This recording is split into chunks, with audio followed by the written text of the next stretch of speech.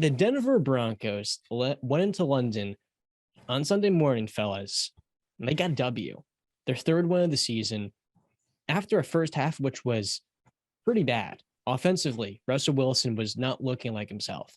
But in the second half, that offense made the timely plays. And in the waning moments, what did their defense do? It stepped up and it won them the game. I look at what the Broncos have been this year, and 4 of their 5 losses have been one score or less. The defense has been at the top of the league, top 5, top 10. There's no doubt about it. And now you're getting Justin Simmons, one of the best safeties in the league, back off of IR. Offensively has been the issue with this team. And I'll be honest, I've been hypercritical of this offense for good reason, given how much they invested into it this offseason. But when you watch that game on Sunday morning, I know not everybody was up, but I was. I said to myself, this was exactly what the Denver Broncos needed to get their season back on track. A little bit of a confidence spike against an inferior opponent that you should beat. And for this Broncos group to get their third win, you now have a bye week. After that, you have a game against Tennessee. That's a tough one, but a very decent challenge to test how good they're going to be in 2 weeks. You get to rest up, get Russell Wilson right after a very good second half, leading his team to victory. And then after that, we have 2 games versus the Raiders and the Panthers on the road. If you're going to tell me the Broncos can't win all 3 of those games, I think you're crazy, because more likely than not, they're going 2-1 right there. And they're 6-6 or 5-6 going into a very tough part of the season, but this team's going to get the confidence offensively. And with how good their defense has been this season, I want to say, fellas, I do think the Broncos are going to squeeze into the playoffs. Last wildcard spot, is that really that crazy to say? 9-10 wins. This episode is brought to you by our friends at BestStamp. When it comes to sports betting, BestStamp is changing the game. You want to maximize your return, and with the BestStamp app, all you have to do is download it and sign up on their different affiliate sportsbooks, and you can see all the best odds given straight to you in one single place. The visual tools are very helpful, and by the end of the year, you can use it for accounting. You can get all the analytics that you'll need so that you can bet like a pro. Be sure to use our referral code at WISEGUYS, WISEGUYS. Thank you to BetStamp for supporting us, and as always, back to the show. Are the Colts making playoffs? Just seeing that, it doesn't matter. Just seeing that the fact that they still have to play the Chiefs twice, they've yet to play the best team in their own division. I mean, let's run down the list real quick, right? We got Buffalo. Looks like Tennessee is probably going to take the AFC South, right? Chiefs. I would say the Bengals and the Ravens are probably going to get in. So you got 2 spots right there. So you got the Chargers. You got Justin has possibly a hot take that maybe the Browns, if they win this game and they get rolling and they're 500 with Deshaun Watson, anything can happen. You still got Miami getting healthy. I don't see it, man. This offense is still, I mean, you say 1-score games, but my God, they beat the 49ers, what, 11-10? I mean, this offense is still not what it needs to be. And while Russ looked better, because I think that they really started to play more towards his strengths, which is what they should have been doing this whole season, instead of trying to change him, keep him as what he was, which is a very creative and off-platform quarterback. I still just don't see it. I'm not a big believer in Cortland Sutton being a number 1. Jerry Jeudy still has a lot to prove in this league. I just don't see it with the Broncos. I'm sorry, especially with that head coach. Yeah, and I'm with Brandon. I really can't just say after 1 win against the Jaguars, 9:30 start in London, it was one of those games that I feel like was up for grabs for both teams. No team really had an edge going into that game. Going back before that, they took losses to the Jets, the Chargers, the Colts, the Raiders, 4 straight losses. And after 1 win against the Jaguars, and like I said, in London, I can't just say, oh, that's it. That's the win that's going to get them rolling. I was low on the Titans going into the year, but the Titans seem to be playing good football. Derrick Henry had a big game this Sunday. I think he's a wrecking ball, and I don't know if Denver is going to stop this team right now because they're playing good football. And we've spoken about the value of what having a well-coached team, a very good head coach on the sideline does for your team. And I'll take that battle of Mike Vrabel against Nathaniel Hackett any day of the week. And then you're going to go against the Raiders. The Raiders just smacked you guys a couple weeks before. Maybe, yeah, your most winnable game would be against the Panthers, but how winnable is that when you're playing this kind of football? Every win that you get is a one-score game. You're fighting every tooth and nail for a win. There's nothing that's going to come easy for this team. And if they do find their way to squeeze into a playoff matchup, I don't think they'd stand a chance against the powers in the AFC. So personally, I don't even have them making the playoffs. I think it's over.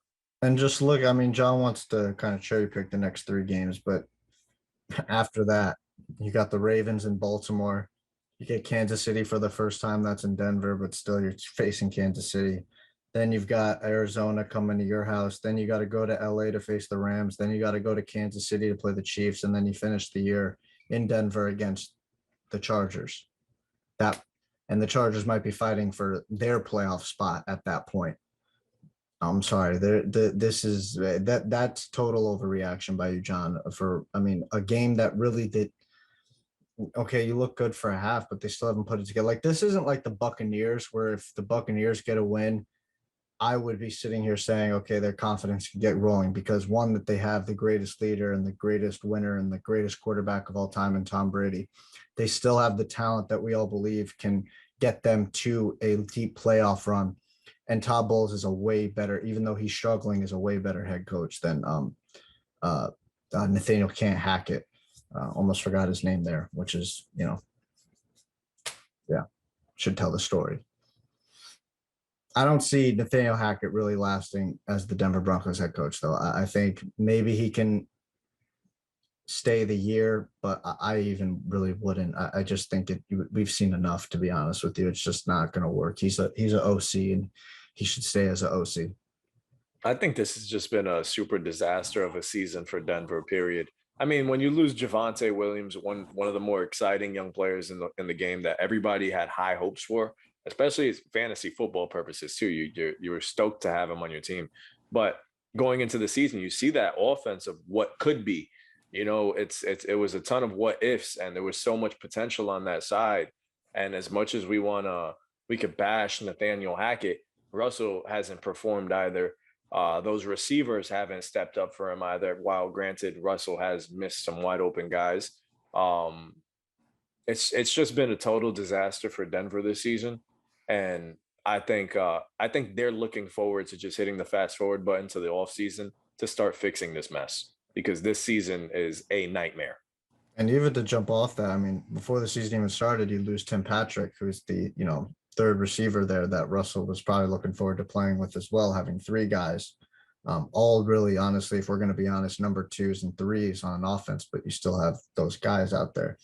And a move that I still don't understand why they made is including Noah Font, whatever you want to call it, in that trade. But what? Are we not going to talk about Greg Dulcich and what he's brought? The rookie tight end has had 3 strong weeks and completely opened up this offense for Russell Wilson. You guys haven't even mentioned up until this point. Look, you guys are such Debbie Downers. I look at this Broncos offense and say, with Dulcich coming in, Jerry Jeudy's skill set, what and are Russell you Wilson, smoking? What are you? Russell Wilson has only taken a step up in this last week. I know he wasn't there against the Jets. Defending Russell Wilson for the first 8 weeks, 7 weeks, 6 weeks of this season, while you were coming at me and attacking me for being an idiot, you were calling me. And now one game, they beat the Jacksonville Jaguars. Congratulations. I want to say something else, but congratulations.